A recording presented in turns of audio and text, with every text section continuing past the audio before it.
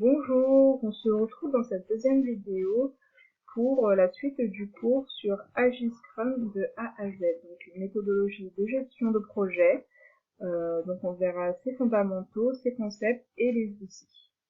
Donc pour ce deuxième chapitre, nous allons voir la culture de Scrum. Donc nous allons commencer par voir les piliers et principes de Scrum, donc une solide fondation en tant que culture. Nous verrons ensuite les valeurs de Scrum, l'essence de Scrum en tant que culture, et nous finirons par les aspects et forces de Scrum. Les piliers de Scrum. Donc il faut savoir qu'il y a 3 piliers. La transparence. Donc je vous ai mis les aspects importants du processus doivent être visibles.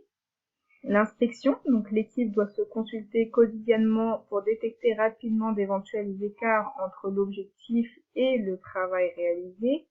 Et pour finir, l'adaptation, donc en cas de variation par rapport au résultat souhaité, des ajustements sont effectués. Donc ces 3 piliers sont étroitement liés les uns aux autres. Ils doivent généralement en fait s'enchaîner pour pouvoir se répondre. Par exemple, on commence généralement par créer de la transparence, donc ce qui va permettre de rendre visibles les problèmes, on est d'accord? Une fois les problèmes visibles, qu'est-ce qu'on va faire? Eh ben, il faudra les inspecter, et grâce à cette inspection, du coup, on pourra s'adapter. Donc, on pourra s'adapter grâce à des actions donc, qui viseront à améliorer la situation. Voilà. Et en somme, donc la transparence, c'est un facteur clé de réussite. Et l'inspection et l'adaptation, du coup, permettent d'ajuster en permanence le développement d'un produit. Donc voilà pour ces piliers. Donc ensuite, les principes de Scrum, il faut savoir qu'il y en a 6. Donc le contrôle de processus empirique, l'auto-organisation, la collaboration, le fait d'être basé sur la valeur et la priorisation, donc la boîte de temps, qu'on appellera ici sprint, et le développement itératif. Donc le contrôle de processus empirique, c'est une approche qui consiste essentiellement donc à apprendre de la pratique, tout simplement, qui consiste à apprendre de l'expérience, tout simplement. Et c'est exactement ce que fait Scrum. Ils examinent les choses, ils en tirent des leçons, et en fait, c'est ici que se reflètent du coup les 3 piliers qu'on vient de voir, donc la transparence, l'inspection et l'adaptation. Donc ensuite, l'auto-organisation. Donc dans Scrum, les équipes, elles s'organisent pour définir en fait du coup ce sur quoi elles vont travailler, elles vont s'organiser pour définir leurs priorités, enfin etc. Il n'y a pas de manager, c'est ici la principale différence en fait. C'est qu'ils n'ont pas de manager et ils s'organisent eux-mêmes. La collaboration. Ici, c'est comme au rugby. Je vous en avais déjà parlé, vous savez, l'équipe qui se colle la tête, qui avance tête baissée, qui progresse tous ensemble dans le terrain pour atteindre ce même objectif. Dans Scrum, c'est pareil. La collaboration, elle est énorme. Vous travaillez en étroite collaboration avec l'équipe, même parfois avec d'autres parties prenantes qui ne font même pas partie de l'équipe. Ensuite, du coup, basé sur la valeur et la priorisation, donc ça concerne ici essentiellement le client. Ici, ce qu'on veut, c'est nous concentrer sur les éléments qui vont apporter plus de valeur au client. Boîte de temps, donc je vous ai dit les sprints. Du coup, c'est quoi les sprints? Je vous avais dit, c'est une période pendant laquelle nous allons livrer, en fait. C'est dans Scrum, généralement, cette période, elle est de 2 semaines. Ça peut aller jusqu'à 4 semaines. Après, c'est vrai que dans la méthode agile, du coup, on est flexible et vous pouvez facilement adapter cette période à vos besoins. Pour finir, le développement itératif. Alors ici, ce sera le fait de justement ne pas se concentrer sur la solution finale. Parce que du coup, une solution finale, du coup, ça prend du temps à livrer. Le développement itératif, c'est quoi? C'est vous offrez de la valeur souvent hebdomadaire, du coup, et puis vous continuez à l'améliorer jusqu'à ce que vous arriviez à la solution finale. Donc, voilà pour ces 6 principes, en fait, ils sont très, très explicites et ils parlent d'eux-mêmes. Je n'ai pas vraiment besoin de vous les détailler. Nous allons donc ensuite poursuivre sur les valeurs de Scrum. Donc, le courage, le focus ici ce sera en français, donc la concentration, commitment, l'engagement, le respect et openness, c'est donc l'ouverture. Donc on va commencer avec le courage. Le courage dans la vraie vie, c'est quoi? En fait, ça consiste à essayer de se sortir des sentiers battus, voilà quoi, essayer de faire les choses différemment et tout. Donc dans Scrum, ça va être un peu pareil, ça consiste à savoir que vous avez cette énergie et cette force pour prendre des décisions qui sont parfois difficiles. Donc voilà. Le focus, donc la concentration, c'est se concentrer sur les livraisons à court terme et non pas à long terme. Voilà. Commitment, l'engagement, ce sera donc si vous essayez de réaliser quelque chose, vous vous engagez pleinement, vous livrez dans les délais, vous livrez dans les limites du budget et comme c'était prévu. En gros, c'est ça.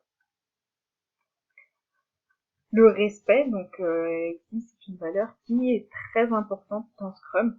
Effectivement, on encourage les gens à parler entre eux, à échanger, à être respectés, à respecter, même si ils ont une opinion différente. Justement, c'est ce qui apporte de la valeur. C'est ce qui apporte un changement positif, une valeur. Et voilà, c'est très important. Pour finir, du coup, l'ouverture. Ici, ça rappelle donc le pilier qu'on a déjà vu. Le premier pilier qu'on a vu, c'était quoi? C'était la transparence. Et du coup, c'est exactement le même principe. Donc voilà pour les valeurs. J'espère que c'est assez clair. Nous allons voir ensuite les aspects de Scrum.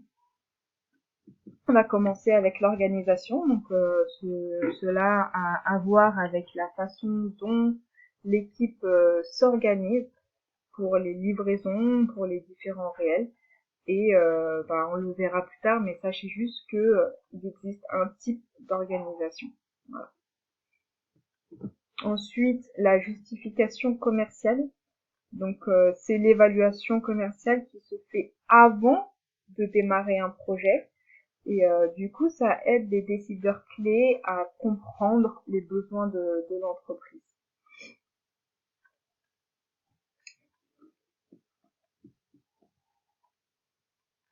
La qualité. Donc ça consiste tout simplement à se rassurer, à nous rassurer que nous livrons excusez-moi, à nous assurer que tout ce que nous livrons respecte du coup les critères d'adaptation, tout simplement, les critères d'acceptation. Voilà. Ensuite, le changement. Donc on en a déjà parlé du changement, en fait, c'est le fait d'être adaptable, d'être flexible et tout simplement d'être ouvert au changement. Donc dernier point et non le moindre, le risque. Il y aura toujours des risques lorsque vous livrez quelque chose et il faut savoir analyser ces risques, les comprendre, comprendre comment vous pouvez les minimiser, les atténuer et aussi les éliminer. Donc voilà pour les aspects et nous allons terminer par les forces de Scrum. Donc par force, je veux dire atout et surtout du coup les éléments qui la rendent si puissante.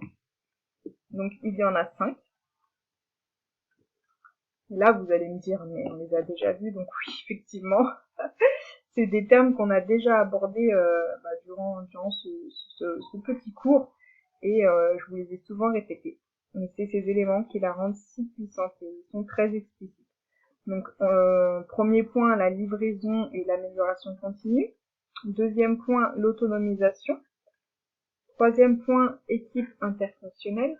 Quatrième point, l'auto-organisation. Et le dernier point, la focalisation sur les objectifs à court terme.